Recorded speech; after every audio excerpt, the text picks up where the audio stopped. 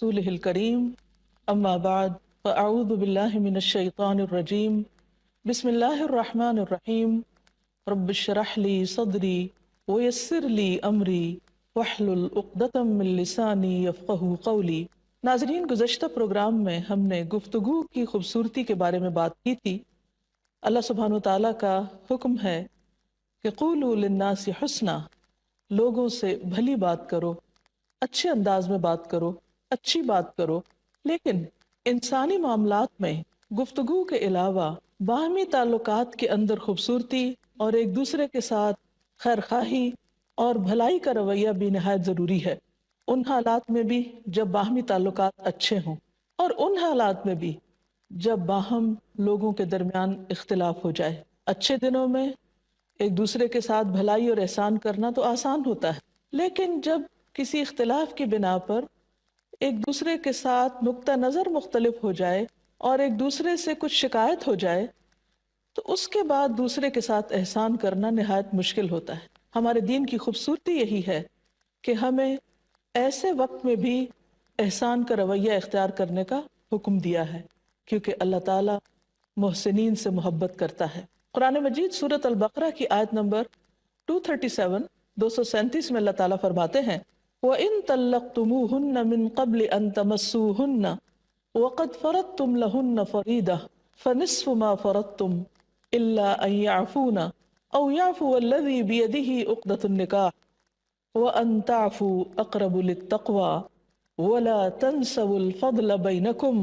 إِنَّ اللَّهَ بِمَا تَعْمَلُونَ بَصِيرٌ۔ اور اگر انہیں ہاتھ لگانے سے پہلے ہی طلاق دے دو مگر ان کا حق مہر مقرر ہو چکا ہو تو طے شدہ حق مہر کا نصف ادا کرو۔ یعنی لڑکی کی رخصتی نہیں ہوئی، اس سے پہلے ہی تعلقات میں کچھ خرابی آ گئی اور بات طلاق دینے تک پہنچ گئی، تو اس موقع پر بھی تم جو مہر طے کر چکے ہو اس کا آدھا اس کو دے دو، الا یہ کہ وہ عورتیں از خود معاف کر دیں، وہ نہ لینا چاہیں تو ٹھیک ہے، یا وہ مرد جس کے اختیار میں عقد نکاح ہے فراخ دلی سے کام لے اور پورا مہر دے دے، یعنی آدھا دینے کی بجائے پورے کا پورا ہی ادا کر دے، تو یہ بھی احسان کا رویہ ہے۔ اور اگر تم درگزر کرو اور پورے کا پورا مہر دے دو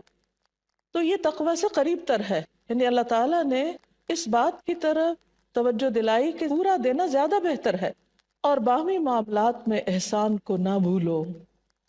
یعنی صرف مہر کی ادائیگی تک ہی نہیں بلکہ جو بھی آپس کا لین دین ہو،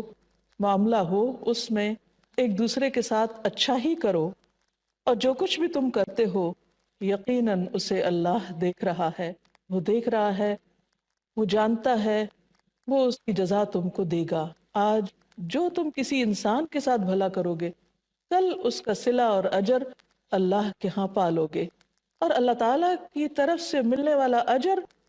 کئی گنا زیادہ ہوگا۔ آج ہم ایک چیز دیتے ہیں تو اللہ تعالیٰ اس کے بدلے میں 10، 700 اور اس سے بھی زیادہ کئی گنا اس کو بڑھا کر انسان کے لیے جمع رکھتے ہیں۔ بہرحال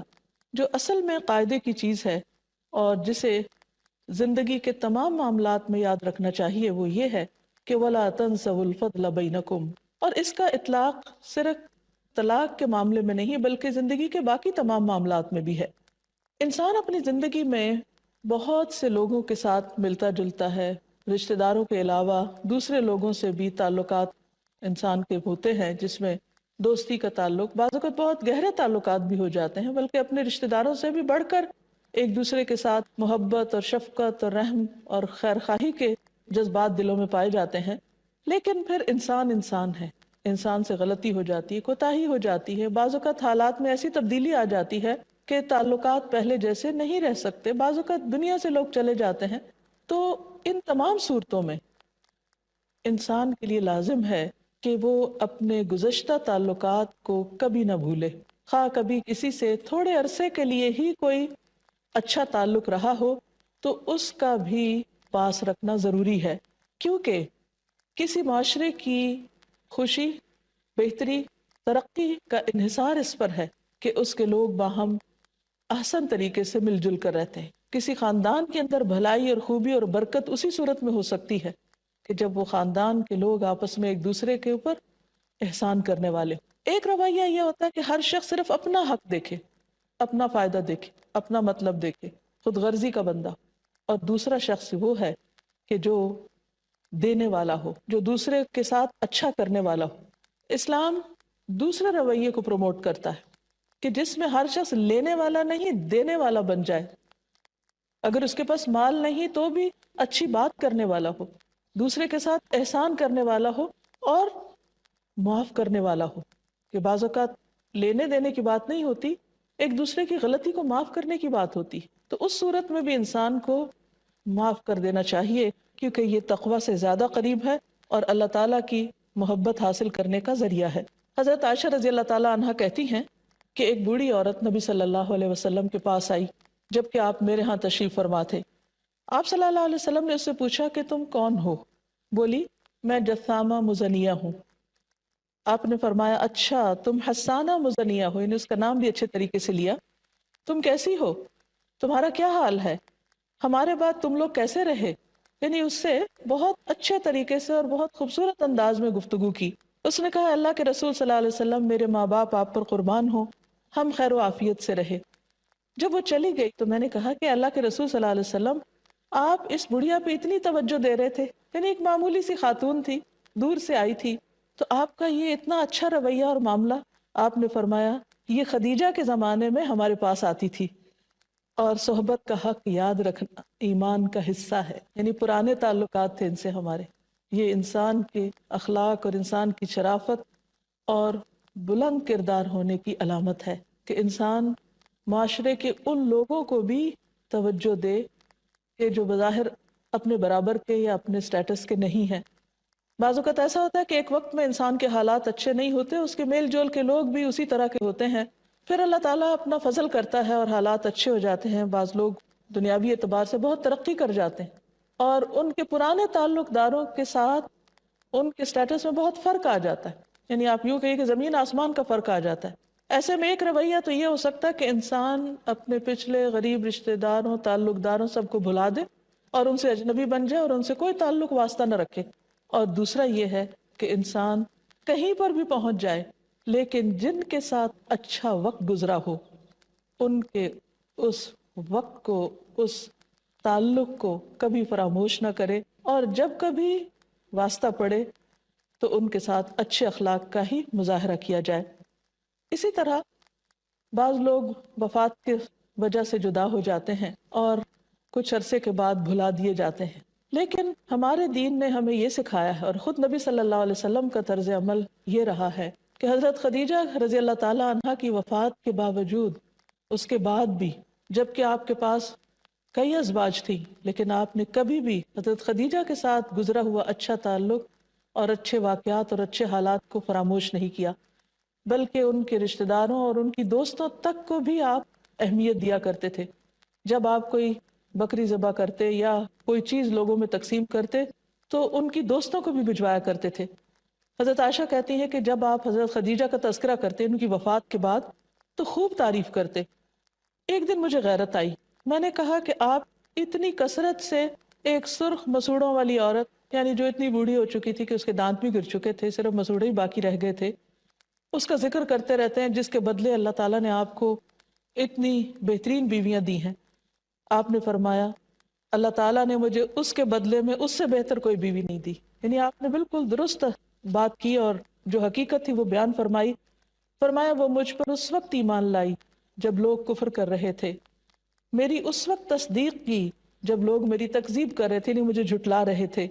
اپنے مال سے میری مدد کی جبکہ لوگوں نے مجھے اس سے اپنے مال سے دور رکھا، اور اللہ تعالیٰ نے مجھے اس سے اولاد عطا کی جبکہ میری دوسری بیویوں سے میرے ہاں اولاد نہیں ہوئی۔ تو اس سے پتہ چلتا ہے کہ آپ صلی اللہ علیہ وسلم صرف حضرت خدیجہ کی محبت ہی کو یاد نہیں رکھتے تھے، ان کے سارے احسانات بھی یاد تھے، اور گن گن کر ایک ایک احسان یاد رکھا ہوا کہ ان سے آپ کو کس کس قسم کا تعاون ملا۔ اور ایک حقیقت ہے کہ جب آپ پر پہلی وحی نازل ہوئی اور آپ گھبرائے ہوئے گھر میں تشریف لائے تو اب حضرت خدیجہ صرف ایک بیوی نہیں تھی، ایک بہترین ایمان کی ساتھی بھی تھی، سب سے پہلے ایمان لانے والی اور اس کام میں سب سے پہلی مددگار۔ مردوں نے تو بعد میں ایمان قبول کیا اور ساتھ دیا، لیکن انہوں نے فوراً ہی اس کا حق ادا کیا